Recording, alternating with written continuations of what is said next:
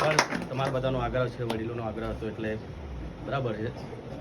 પણ અહીંયા બધા વડીલો બેઠા છે, મિત્રો બેઠા છે, બહેનો છે, અહીંયા બાળકો છે, અને બહુ સારો વિચાર અમારા મેહુલભાઈ, અમારા રામજીભાઈનો ખાસ હતો કે નહીં અહીંયા બધા સર્ચ બી કર્યું કે ભાઈ આપણે શું શું જરૂર છે.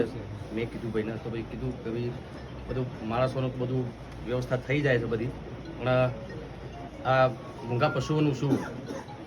તો પછી વિચાર કર્યો કે ચલો આપણે પશુઓ માટે કંઈક કરીએ. અને અત્યારે ઘણા બધા ગામડાઓમાં અમે લોકોએ ઘાસચારો આપ્યો છે અને પશુઓની સેવા કરી છે. તમારી તો અમે કરતા જ રહેવાના છીએ, કેમ કે તમે છો તો હું છું, તમારા વગર તો હું કશું જ નથી. કેમ કે ગામડામાંથી તમારા જે ગામડામાંથી હું આવેલો છું, ઠાકોર સમાજના એક ખેડૂતનો દીકરો છું. મારા પપ્પા પટ્ટાવાળામાં હતા, ત્યાં તો રિટાયર છે અને બહુ સંતવાણી કરે છે.